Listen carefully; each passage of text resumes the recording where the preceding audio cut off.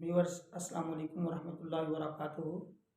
मैं Khalid Javed Gondal advocate district court Pakpattan से आपकी खिदमत में लॉ के बारे में मालूमात लेकर हाज़िर हूँ। आज का मेरा लेक्चर है कॉन्टेम्प्ट पर। हम इसमें पढ़ेंगे कि कॉन्टेम्प्ट क्या है, कॉन्टेम्प्ट कैसे मुर्तकिब होती है और कॉन्टेम्प्ट किसके ख़िलाफ़ होती है और कौन कौन से एक्ट किए जाएं तो वो कंटेम्प्ट बन जाती है और उसकी पनिशमेंट कैसे होती है। तो ये सारी बातें आज हम क्लियरली पढ़ेंगे, क्योंकि हमारे मुल्क में आजकल हुक्मदुली यानी कंटेम्प्ट की बातें आम हो रही हैं और ये आए रोज़ कोई न कोई कंटेम्प्ट के नोटिस जा रहे हैं, कोई कंटेम्प्ट के नोटिस आ रहे हैं। तो कोई इसकी डेफिनेशंस कोई करता है, कोई कुछ करता है। तो यकीनन हम सब के लिए जानना ज़रूरी है कि असल कंटेम्प्ट की डेफिनेशन है क्या बेसिकली, और इसकी सज़ा कैसे दी जा सकती है। तो कौन कौन जजेस जो हैं, कौन कौन कोर्ट्स जो हैं इसकी सज़ा दे सकती हैं। तो मेरा लेक्चर शुरू होने से पहले अगर आपने मेरा चैनल सब्सक्राइब नहीं किया तो सब्सक्राइब कर लें और आइकॉन का बटन दबा लें, ताकि मेरा जो ताज़ा तरीन लॉ और लॉ मालूमात पर जो बातें हैं, जो लेक्चर है, जो मालूमात हैं, वो आप दोस्तों तक बाहम फौरी तौर पे पहुंचती रहें। तो आइए देखते हैं कंटेम्प्ट क्या है। कंटेम्प्ट एक्चुअली एक ऑफेंस है। जिस तरह दूसरे जराइम होते हैं, इस तरह ये भी एक जुर्म है जो ताज़ीरात पाकिस्तान की दफ़ा 175, 178, 179, 180, 228, PPC 1860 में पाए जाते हैं। ये कुल दफ़ात 5 बनती हैं जिनमें कंटेम्प्ट को डिफाइन किया गया है। तो इसकी डेफिनेशन में मेजर 2 इंग्रेडिएंट्स हैं। वो कौन कौन से हैं? पहला इंग्रेडिएंट ये है कि जो कोर्ट है, अब कोर्ट्स की डेफिनेशन में ये कंटेम्प्ट में कौन कौन सी आती है। वो कोर्ट है सिविल कोर्ट, वो कोर्ट है क्रिमिनल कोर्ट, वो कोर्ट है रेवेन्यू कोर्ट। तीनों कोर्ट्स अगर वो वर्किंग आवर्स में हों और अपनी चेयर्स पर प्रिजाइडिंग ऑफिसर्स काम कर रहे हों, उस वक्त अगर कोई बंदा, अगर कोई शख्स इंटेंशनली ऑफर्स एनी इंसल्ट, जानबूझकर प्रिजाइडिंग ऑफिसर की इंसल्ट करता है, नंबर 1, जानबूझकर प्रिजाइडिंग ऑफिसर्स की इंसल्ट करता है। इसमें इंटेंशनली वर्ड जो है वो वेरी इंपॉर्टेंट है और बड़ी अहमियत का हामिल है। Number 2, causes any interruption to any public servant। Court chairs पे अपना काम कर रही है और जो कोर्ट ऑर्डर डिक्टेट करा रही है, या वो कोर्ट क्वेश्चनिंग कर रही है, या कोई आर्गुमेंट सुन रही है, उसके दौरान अगर कोर्ट को इंटरप्ट किया जाता है, वो भी जानबूझकर, इंटेंशनली नहीं है, इंटेंशनली इंटरप्ट किया जाता है या इंटेंशनली इंसल्ट की जाती है, दोनों सूरतों में वो शख्स जो है कंटेम्प्ट के जुर्म का मुर्तकिब हो जाता है, यानी उस पे कंटेम्प्ट लगाई जा सकती है।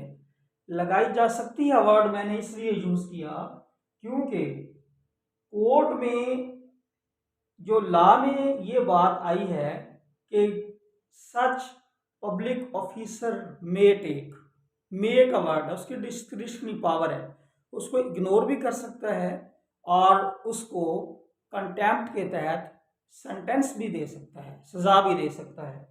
अब सज़ा क्या है? पीपीसी ने उसकी सज़ा जो बता दी है वो है सिंपल इम्प्रिजनमेंट ऑफ 6 मंथ्स, 6 माह की सादा सज़ा, सिंपल इम्प्रिजन, उसमें कैद व मुशक्कत नहीं है, सिर्फ सिंपल इम्प्रिजनमेंट है। या फिर उसको 3000 रुपये जुर्माना कोर्ट करेगी, 3000 रुपीज़। अगर चाहे तो दोनों भी सजाएं दे सकती हैं, यानी इम्प्रिजनमेंट भी दे सकती है, सजाए कैद भी दे सकती है और 3000 फाइन भी कर सकती है।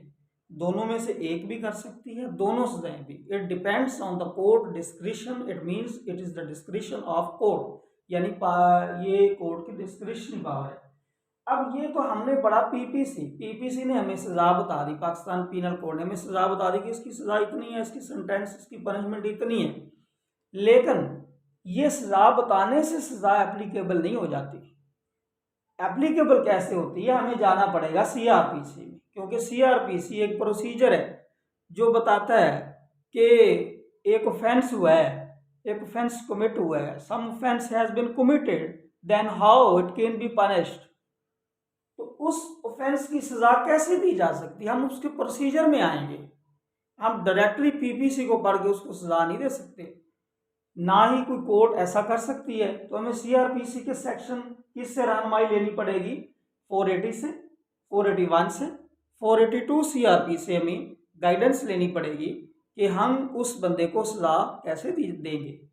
तो सबसे पहले हम 480 में आएंगे कि 480 में ये है कि जिस बंदे ने पीपीसी के तहत कोई ऑफेंस कमिट किया है कंटेम्प्ट का, जो 2 इंग्रेडिएंट्स मैंने बताए हैं, first of all intentionally insult, दूसरा इंटेंशनली इंटरप्ट।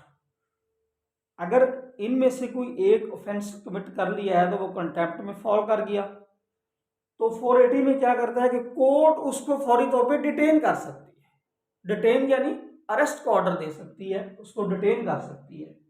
वो डिटेन का टाइमिंग क्या होगा, उस डिटेंशन का टाइमिंग होगा before rising the court on the same day, यानी कोर्ट खत्म होने से पहले पहले भी हो, पहली शर्त। दूसरी शर्त सेम डे में भी हो, ये नहीं कि अगले दिन उसको डिटेन करेगी, नो, वो कोर्ट उसी दिन उसको अपने टाइमिंग खत्म होने से पहले पहले डिटेन करेगी। अगर कोर्ट ये मुनासिब समझेगी तो वो खुद कॉग्निजेंस ले सकती है। अब ये यहाँ पे बड़े अहम पॉइंट्स आ रहे हैं, बड़े इम्पॉर्टेंट जो हैं, वो इम्तिहानी नुक्ता नज़र से और लर्निंग के हवाले से बड़े अहम पॉइंट्स आ रहे हैं। फौरी तौर पे उसको डिटेन करेगी, फौरी से मुराद before rising of the court, यानी कोर्ट ख़त्म होने से पहले पहले उसी दिन डिटेन करेगी। दूसरा क्या करेगी कि खुद कॉग्निजेंस भी ले सकती है उस ऑफेंस की, जो ऑफेंस उस कोर्ट के सामने, वो कोर्ट खुद कॉग्निजेंस लेगी उस पर, यानी कि खुद उस पर फर्द जुर्म आयद करेगी कि ये ऑफेंस इसने किया है, लिहाजा इसको मैं डिटेन कर रहा हूं। दूसरी बात ये अगर मुनासिब समझेगी, अगर ऐसा करेगी 480 में, यानी कि उसको डिटेन करेगी और खुद कॉग्निजेंस लेगी, तो कोर्ट उसको कितनी पनिशमेंट कर सकती है, क्वेश्चन ये पैदा होता है, कोर्ट उसको कितनी सजा दे सकती है। इस 2 सूरतों में वो सिर्फ उसको 200 रुपया जुर्माना कर सकती है। अगर उसको डिटेन करेगी या दूसरी उसकी कॉग्निजेंस खुद लेगी, तो उसको सिर्फ 200 रुपीज़ उसको फाइन करेगी। अगर वो बंदा 200 फाइन पे नहीं करेगा तो देन उसको 1 माह के लिए जो है कोर्ट वो जेल भिजवा सकती है, उसको सिंपल इम्प्रिजनमेंट दे सकती है। ये तो रही एक बात। ये किन सूरतों में है कि कोर्ट के सामने ऑफेंस कमिट हुआ कॉन्टेम्प्ट का, कोर्ट ने खुद कॉग्निजेंस लिया और फिर खुद जो है उसको डिटेन किया, तो उसको सिर्फ 200 रुपये फाइन कर सकती है और 200 रुपये और उसकी इन डिफॉल्ट और पेमेंट में 1 माह जेल भिजवा सकती है। दूसरी बात, ऑफेंस कोई भी हो, वो हो 175 में, वो हो 178 में, वो हो 179 में, वो हो 180 में, वो हो 228 में, पीपीसी में, वो किस भी में भी हो, कोर्ट क्या करेगी कि सबसे पहले shall record fact constituting the offence, कि जो ऑफेंस हुआ है उसको रिकॉर्ड करेगी कि ये मेरे सामने ऑफेंस हुआ है। नंबर 2, उस मुलजम का बयान वो रिकॉर्ड करेगी अगर वो देना चाहेगा तो। दूसरी बात, तीसरी बात, फैक्ट्स रिकॉर्ड करेगी, फाइंडिंग्स देगी अपनी, और चौथी बात सेंटेंस करेगी, उसको सजा देगी। अब नेक्स्ट, अब जो इम्पॉर्टेंट क्वेश्चन है, ये कई दफ़ा सिविल जजेस के पेपर में और कई दफ़ा जो है वो एडिशनल सेशन जजेस के पेपर में आ चुका है कि देखें, अगर कोर्ट के सामने कॉन्टेम्प्ट हुई है तो जो 480 है वो तो कहती है सिर्फ 200 रुपये उसको फाइन करो, अगर नहीं देता तो 1 माह के लिए जेल भिजवा दो। लेकिन कोर्ट कहती है कि नहीं, ऑफेंस ज़्यादा बड़ा है, इसने बदतमीज़ी या इंटरप्शन या इंसल्ट ज़्यादा की है, तो मैं 200 रुपये इसको फाइन नहीं बल्कि इससे ज़्यादा इसको इन्हांस करना चाहता हूँ। तो then what procedure may be adopted. ये क्वेश्चन एडिशनल सेशन जज के पेपर में सिर्फ एक लाइन का क्वेश्चन 25 नंबर का आ चुका है गालबन पिछले एग्जाम, इससे पिछले एग्जाम्स में, कि कोर्ट अगर 480 में नहीं विश करती कि मैं इसको सजा दूँ, मैं सजा ज़्यादा देना चाहता हूँ, तो फिर कोर्ट क्या प्रोसीजर अडॉप्ट करेगी? फिर वो कोर्ट करेगी कि 481 वाला प्रोसीजर लिखेगी, यानी वो सर्कमस्टांसेस लिखेगी जिनके तहत वो कंटेम्प्ट हुई। फिर वो लिखेगी कि वो स्टेज कौन सी थी, जिस स्टेज पे कंटेम्प्ट हुई। फिर वो लिखेगी वर्ड्स कौन से थे जो उसने कंटेम्प्ट किए, और फिर उसको बंदे को फॉरवर्ड करेगी, खुद नहीं करेगी उसको, ना उसको कॉग्निजेंस लेगी, उस पर कॉग्निजेंस लेगी, ना ही उसको वो सेंटेंस करेगी, खुद कुछ नहीं करेगा। फिर वो उसको फॉरवर्ड करेगा मजिस्ट्रेट हैविंग जुरिस्डिक्शन के पास, उस मजिस्ट्रेट के पास जो जुरिस्डिक्शन रखता हो टू ट्राई द ऑफेंस, उसको फॉरवर्ड करेगी। अब उससे पहले उससे सिक्योरिटी मांगेगी मुलजम से कि आप सिक्योरिटी दें कि वहां आप मजिस्ट्रेट के सामने पेश होंगे। अगर वो सिक्योरिटी देने में नाकाम हो जाता है, if he fails to submit the sufficient security to satisfy the court, then court उसको डिटेन करके उस मजिस्ट्रेट के पास फॉरवर्ड करेगी। डिटेंशन फिर करेगी, वरना उसको डिटेंशन नहीं करेगी। अब ये बड़े इंपॉर्टेंट 3-4 इसमें पॉइंट्स हैं कि अगर कोर्ट जो है वो फॉरवर्ड करती है मजिस्ट्रेट के पास, तो क्या उसको डिटेन करेगी?